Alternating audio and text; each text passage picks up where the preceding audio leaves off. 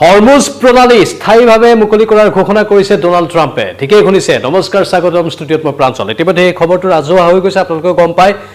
আমেৰিকাই প্ৰথমলানি আলোচনা ইৰাণৰ সৈতে যেতিয়া ব্যৰ্থ হৈছিল, ইছলামাবাদত যি আলোচনা হৈছিল, তাৰ পাছতে নিজৰ নৌ সেনাৰ দ্বাৰা হৰমুজ প্ৰণালী আবদ্ধ কৰাৰ বা ঘেৰি ধৰাৰ সিদ্ধান্ত গ্ৰহণ কৰিছিল আৰু হৰমুজ প্ৰণালীদি কোনো জাহাজ যাতে পাৰ হ'ব নোৱাৰে তাৰ বাবে তেওঁলোকে ব্যাপক তেওঁলোকৰ সৈন্যবাহিনী তালৈ প্ৰেৰণ কৰিছিল। কিন্তু এতিয়া ডোনাল্ড ট্ৰাম্পে আজি শেহতীয়া স্থিতি প্ৰকাশ কৰি কৈছে যে হৰমুজ প্ৰণালীত আমেৰিকাই আৰু কোনো ধৰণৰ তাত হস্তক্ষেপ নকৰে। হৰমুজ প্ৰণালীত হস্তক্ষেপ নকৰাকৈ আমেৰিকাই এতিয়া আলোচনাৰ সিদ্ধান্তৰ ওপৰত গুৰুত্ব দিছে। তেওঁলোকে কৈছে যে যুদ্ধতকৈ বুজাবুজি আৰু আলোচনা অধিক শ্ৰেয়। মানে আমি সদায় বুজাবুজি আগবাঢ়িব লাগে। ডোনাল্ড ট্ৰাম্পৰ কথা পূৰ্বতেও কৈছিলোঁ, আপোনালোকেও জানে যে এওঁৰ কথাৰ সদায় ধৰক বৰক স্থিতি দেখিবলৈ পাই থাকোঁ আমি। এওঁৰ কথা কেতিয়া সলনি হৈ যায় কোনেও ক'ব নোৱাৰে। এইবাৰ তেওঁ কৈছে যে আলোচনাৰ পোষকতা কৰিছে আৰু যদি যুদ্ধ কৰিব লগা হয় আমেৰিকা এনেও সবাতোকৈ শক্তিশালী দেশ, আমেৰিকাৰ লগত কোনেও তিষ্ঠিব নোৱাৰে বুলি তেওঁ উল্লেখ কৰিছে আৰু উল্লেখ কৰি এই কথাখিনি কৈছে যে যুদ্ধতকৈ আলোচনা শ্ৰেয়। আমি এতিয়া আলোচনাৰ বাবে আগবাঢ়িছোঁ, আলোচনা কৰিম। পুনৰ ইৰাণৰ সৈতে আলোচনাৰ পোষকতা কৰা হৈছে। আকৌ মধ্যস্থতাকাৰী পাকিস্তানেই হ'ব, হয়তো ইছলামাবাদৰ কোনোবা স্থানত আকৌ আলোচনা হ'ব। এইবাৰ আলোচনা সফল হওক সেইটোৱে কামনা কৰিছোঁ। কিন্তু ভাল খবৰ এইটোৱেই যে আমেৰিকাৰ এই স্থিতিয়ে যুদ্ধবিৰতি দিন বা ম্যাদ উকলাৰ পূৰ্বে আমেৰিকাৰ এই স্থিতিয়ে পুনৰবাৰ এটা বিশ্বৰ প্ৰতি আশাৰ ৰেঙনি কঢ়িয়াই আনিছে। তেল, ইন্ধন এইবোৰৰ নাটনি নহ'ব বুলি আশা প্ৰকাশ কৰা হৈছে আৰু এটা সদৰ্থক বাৰ্তা সকলোৰে বাবে প্ৰেৰণ কৰিছে। চীনেও কৈছে যে এয়া সঁচাকৈ সদৰ্থক এটা বাৰ্তা। চীনেও সিদ্ধান্ত গ্ৰহণ কৰিছে যে এতিয়া আৰু ইৰাণলৈ তেওঁলোকে অস্ত্ৰ শস্ত্ৰ প্ৰেৰণ নকৰে আৰু আমেৰিকাৰ ৰাষ্ট্ৰপতি ডোনাল্ড ট্ৰাম্পে আহি চীনৰ ৰাষ্ট্ৰপতি শ্বি জিনপিঙক চীনত সাক্ষাৎ কৰিব। 2 এদিনতেই তেওঁলোকে সৌহাৰ্দ্যপূৰ্ণ আলোচনা কৰিব। চীনেও এই প্ৰশংসা বা এই বিশেষ উদ্যোগক প্ৰশংসা কৰিছে আৰু আদৰণি জনাইছে, কৈছে যে এই পদক্ষেপে বিশ্বত শান্তি বিৰাজ কৰাত সহায় কৰিব আৰু বিশ্ব অৰ্থনৈতিক সুস্থিৰ কৰিব। ইতিমধ্যে শ্বেয়াৰ মাৰ্কেট কালিৰে প্ৰায় বহুত সুস্থিৰ হৈছে পূৰ্বতকৈ আৰু যি বয় বস্তুৰ আকাশলংঘী মূল্যবৃদ্ধিৰ প্ৰসংগটো আহিছিল সেয়া কিছু পৰিমাণে লাঘৱ হৈছে। এতিয়া এই ৰিপৰ্টটোতো ক'লোঁ আমি, এবাৰ ৰিপৰ্টটো কৈ দিছোঁ। হৰমুজ প্ৰণালী স্থায়ীভাৱে মুকলি কৰাৰ ঘোষণা ডোনাল্ড ট্ৰাম্পৰ। আমেৰিকাৰ এই সিদ্ধান্তত চীন আৰু সমগ্ৰ বিশ্বই সন্তোষ প্ৰকাশ কৰাৰ দাবী। ইৰাণলৈ কোনো ধৰণৰ অস্ত্ৰ প্ৰেৰণ নকৰিবলৈ সন্মত হৈছে চীন। কেইসপ্তাহমানৰ পাছতেই চীন ভ্ৰমণ কৰি ৰাষ্ট্ৰপতি শ্বি জিনপিঙক সাক্ষাৎ কৰিব ডোনাল্ড ট্ৰাম্পে। যুদ্ধতকৈ আলোচনা আৰু বুজাবুজিৰ কাম কৰাটোৱেই শ্ৰেষ্ঠ বুলি মন্তব্য। যুঁজ দিবলগীয়া হ'লে আমেৰিকা আনতকৈ এনেও শক্তিশালী বুলি তেওঁ উল্লেখ কৰিছে। আমেৰিকা আৰু চীনৰ যৌথ সহযোগিতাই বিশ্বত শান্তি ঘূৰাই আনিব বুলি আশাবাদী ডোনাল্ড ট্ৰাম্প। এতিয়া চীনৰ সৈতে লগ লাগিছে ডোনাল্ড ট্ৰাম্প আৰু এয়া দীৰ্ঘম্যাদী হওক সেইটো আমি কামনা কৰিছোঁ। চীনেই হওক, ভাৰতেই হওক বা আন দেশৰ সৈতে যি সম্পৰ্ক সেয়া দীৰ্ঘম্যাদী হওক। এই সম্পৰ্কবোৰ দীৰ্ঘম্যাদী হ'লে গোটেই বিশ্বৰ বাবে মংগল। যেতিয়া দীৰ্ঘম্যাদী নহ'ব তেতিয়া কিন্তু গোটেই বিশ্বত অশনি সংকেত বাজি উঠে। অশনি সংকেত আমি ইতিমধ্যে দেখিবলৈ পালোঁ। এই ইৰাণৰ সৈতে সংঘৰ্ষৰ ফলতেই কেনেধৰণে আমি LPGৰ আশংকাত ভুগিছিলোঁ, কেনেধৰণে আমি খাৰুৱা তেলৰ আশংকাত ভুগিছিলোঁ, তেলৰ বাবে পেট্ৰল ডিপুৱে কেনেধৰণে ভিৰ কৰিছিলোঁ। আপুনি মই সকলো ভুক্তভোগী। ইয়াত ক'ৰবাত এনেই এটা আতংকৰ সৃষ্টি হৈ মানুহে পেট্ৰল ডিপুত বা তেল ডিপুত ভিৰ কৰিছিল। সেইবোৰেই পাৰ্শ্বক্ৰিয়া। সেই পাৰ্শ্বক্ৰিয়াবোৰৰ বাবে আমি কওঁ সকলো মিলা প্ৰীতিৰে থাকক, কোনেও একো যুদ্ধ কৰিব নালাগে, মুঠতে শান্তিত থাকিব লাগে, নহ'লে ভুক্তভোগী আমিও হ'ম।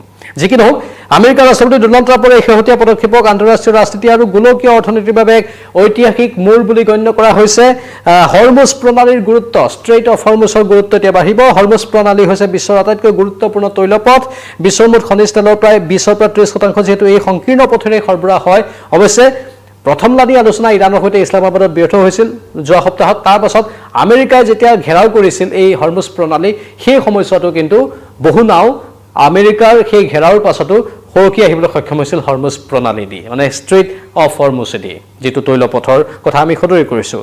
এতিয়া আন্তঃৰাষ্ট্ৰীয় বজাৰত তেলৰ মূল্য সুস্থিৰ হ'ব সেইটোৱে আশা কৰা হৈছে এই আলোচনাৰ বাবে বা এই পদক্ষেপৰ বাবে। চীন আমেৰিকাৰ নতুন সমীকৰণ, ট্ৰাম্প আৰু শ্বি জিনপিঙৰ মাজত হ'বলগীয়া আগন্তুক সাক্ষাতে বহু বছৰ ধৰি চলি থকা ট্ৰেড ৱাৰ, যিটো চীন আমেৰিকাৰ ট্ৰেড ৱাৰৰ কথা আমি কৈ থাকোঁ, বা বাণিজ্যিক যুদ্ধৰ সমাপ্তি ঘটাব পাৰে বুলি ধাৰণা কৰা হৈছে। অস্ত্ৰ বিৰতিৰ চুক্তি, চীনে ইৰাণলৈ অস্ত্ৰ প্ৰেৰণ নকৰিবলৈ সন্মত হোৱাটো আমেৰিকাৰ বাবে এক ডাঙৰ কূটনৈতিক বিজয়। ইয়াৰ বিনিময়ত আমেৰিকাই হয়তো চীনৰ ওপৰত থকা কিছুমান বাণিজ্যিক বাধা আঁতৰাই দিব পাৰে। কাৰণ শুল্ক, ইয়াৰ পূৰ্বে আমি জানো কেনেধৰণে আমেৰিকাই চীনৰ সামগ্ৰীৰ ওপৰত শুল্ক বৃদ্ধি কৰিছিল।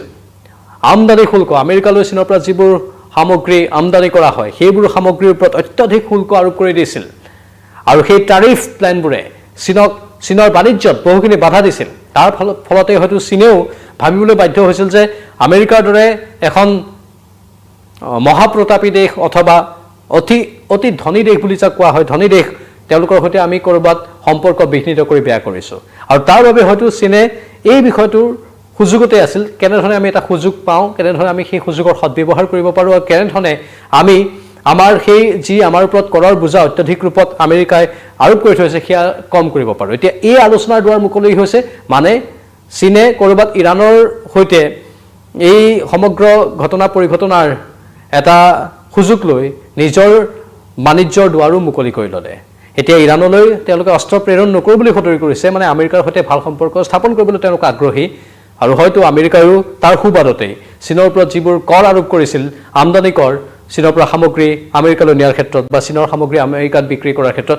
সেইবোৰ এতিয়া হয়তো হ্ৰাস পাব সেয়া আশা কৰা হৈছে আৰু এয়া তেওঁলোকৰ বাণিজ্যৰ বাবে এটা শুভ কাৰক হ'ব পাৰে ট্ৰাম্পৰ শান্তি আৰু শক্তিৰ নীতি ট্ৰাম্পৰ মন্তব্য দুটা স্পষ্ট দিশ দেখা গৈছে মন কৰিব এতিয়া যিটো কথা ক'লে তেওঁ আলোচনা তেওঁ যুদ্ধতকৈ বুজাবুজিৰ ওপৰত গুৰুত্ব দিছে যিয়ে তেওঁক এজন শান্তি স্থাপনকাৰী নেতা হিচাপে বিশ্বৰ আগত তুলি ধৰিছে এই মুহূৰ্তত মই পুনৰ কওঁ ডোনাল্ড ট্ৰাম্পৰ কথাবোৰ আজি এটা কথা কাইলৈ এটা কথা হৈ থাকে যেহেতু ক'ব নোৱাৰি কিন্তু এই মুহূৰ্তত ক'ব পাৰোঁ আমি তেওঁৰ ভাৱমূৰ্তিটো অলপ ভাল কৰাত সহায় কৰিছে সতৰ্কবাণীও হ'ব পাৰে একে সময়তে আমেৰিকাৰ সামৰিক শক্তিৰ কথা সোঁৱৰাই দি তেওঁ স্পষ্ট কৰি দিছে যে এই আলোচনা কোনো দুৰ্বলতা নহয় বৰঞ্চ এক সচেতন সিদ্ধান্তহে সেই কথাটো তেওঁ মানে তেওঁৰ দূৰদৰ্শিতা ইয়াৰ জৰিয়তে প্ৰমাণ কৰিবলৈ চেষ্টা কৰিছে বিশ্ব শান্তিৰ সম্ভাৱনাৰ কথা আমি ব্যক্ত কৰিছোঁ আশা কৰা হৈছে এনেধৰণৰ স্থিতিৰ ফলত বিশ্ব শান্তি আহক বিশ্বত শান্তি বিৰাজ কৰক আৰু বিশ্বত শান্তি বিৰাজ কৰিলেহে যিকোনো মানুহ শান্তিত থাকিব পাৰিব নহ'লে ইয়াৰ পাৰ্শ্বক্ৰিয়া আমেৰিকাৰ দৰে এখন দেশ ইৰাণৰ দৰে এখন দেশ বা চীনৰ দৰে এখন দেশ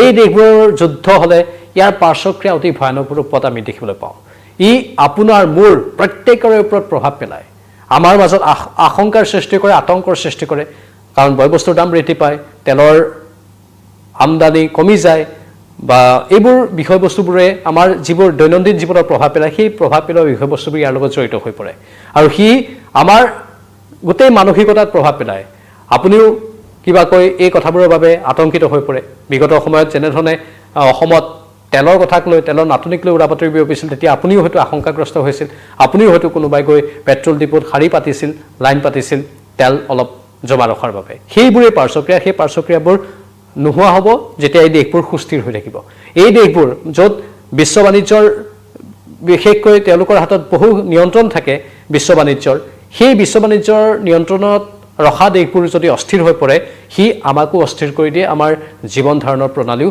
এক প্ৰকাৰ অস্থিৰ হৈ পৰে সেয়েহে আমি কামনা কৰিম এই যুদ্ধবোৰ কেতিয়াও নহওক এয়া আছিল এই মুহূৰ্তৰ পোনপটীয়া সম্প্ৰচাৰ এটা ভাল খবৰ পোৱা গৈছে বিহুৰ বতৰত আমি আশা কৰিম এই ভাল খবৰটোৱে যাতে থাকে কাৰণ সকলো স্থায়ী হ'ব লাগিব মানে সকলো ষ্টেবল হ'ব লাগিব শ্বেয়াৰ মাৰ্কেটেই হওক বা আন কেতবোৰ দিশেই হওক সকলোবোৰ ষ্টেবল হোৱাটো আমি কামনা কৰোঁ সুস্থিৰ হোৱাটো আমি কামনা কৰোঁ বিদায় লৈছোঁ পোনপটীয়া সম্প্ৰচাৰৰ পৰা নমস্কাৰ